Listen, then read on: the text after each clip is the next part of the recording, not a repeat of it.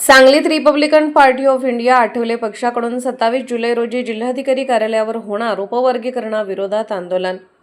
जिल्हा कार्यकारिणी बैठकीत माहिती. अनुसूचित जातीच्या उपवर्गीकरणाच्या मुद्द्यावरून राज्यातील वातावरण तापले असताना रिपब्लिकन पार्टी आठवले पक्षाने आंदोलनाचा इशारा दिला आहे. यासाठी पक्षाच्या सांगली जिल्हा कार्यकारिणीची बैठक आयोजित करण्यात आली होती. या बैठकीत येत्या 27 जुलै रोजी सांगली जिल्हाधिकारी कार्यालयावर उपवर्गीकरणाविरोधात भव्य आंदोलन करण्यात येणार असल्याची माहिती देण्यात आली. बैठकीच्या अध्यक्षस्थानी जिल्हाध्यक्ष राजेंद्र खरात होते. यावेळी पश्चिम महाराष्ट्र अध्यक्ष नाना वाघमारे, युवक जिल्हाध्यक्ष श्वेतपद्म कांबळे आणि पश्चिम महाराष्ट्र सचिव संजय कांबळे यांची प्रमुख उपस्थिती होती. शहर जिल्हाध्यक्ष पोपट कांबळे यांच्या नेतृत्वाखाली ही बैठक पार पडली. बैठकीत 27 जुलैच्या आंदोलनासाठी व्यापक जनसंपर्क करून हजारो कार्यकर्ते सहभागी होतील असा विश्वास पदाधिकाऱ्यांनी व्यक्त केला.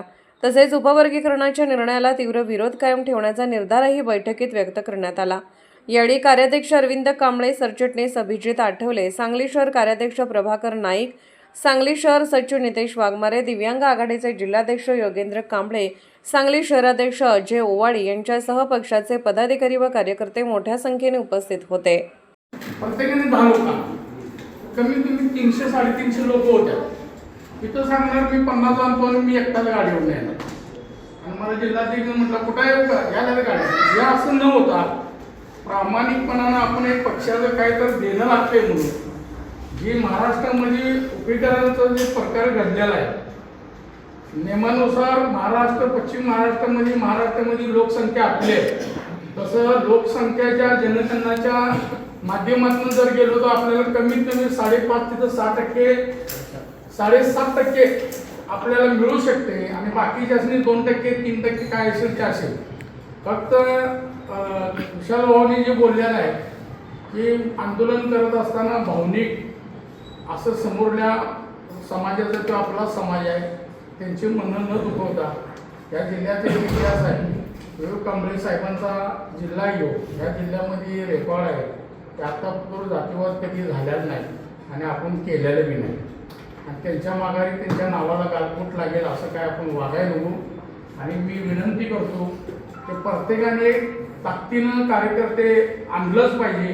प्रत्येकाने प्रत्येक पदाधिकाऱ्याचा प्रोटोकॉल पाळला पाहिजे. त्याला मान सन्मान दिला पाहिजे. जिल्हाध्यक्ष आहेत त्यांना मान दिला पाहिजे. पश्चिम महाराष्ट्र आहे, सचिव आहेत, यांना बी सगळ्यांनाच मान दिलं पाहिजे. कारण का जर तुम्ही मला जर किंमत दिला माझ्या पदाकडे बघून तर मी तुम्हाला किंमत द्यायला. जर आपल्यात काय झालं माहिती आहे काय शाखा अध्यक्ष सुद्धा जिल्हाध्यक्षाची भूमिका आहे. त्याच्यामुळे काय होतंय आपल्या मतभेद वाढत जातात. आणि समजा प्रभाकर नाईकने कुठला जर कार्यक्रम घेतला तर प्रभाकर नाईक मला किंमत देत नसेल किंवा मी त्यांना देत नसेल. प्रभाकरने कुठला जर कार्यक्रम घेतला तर मी तिथं जाणार. मी ह्यात काय होतंय आपल्या खळी निर्माण होत जात्या. तर ते न होता आपण एका निळ्या झेंड्याखाली आपण काम करतोय. रामदास आठवले साहेबांच्या नेतृत्वाखाली काम करतोय. येणाऱ्या 27 तारखेला आपण निळ्या झेंड्याखाली शांतीचा आणि संविधान प्रमाणे आपण डॉक्टर बाबासाहेब आंबेडकरांना जे आपल्याला शांतीचा मार्ग दिलेला आहे त्या माध्यमातून आपण आंदोलन करूया. आणि आंदोलन करत असताना आपण ही जबाबदारी घेतली पाहिजे की आपल्या कार्यकर्त्याला गालबोट लागता कामा नये. एवढंच बोलून मी थांबतो. जय हिंद, जय भारत.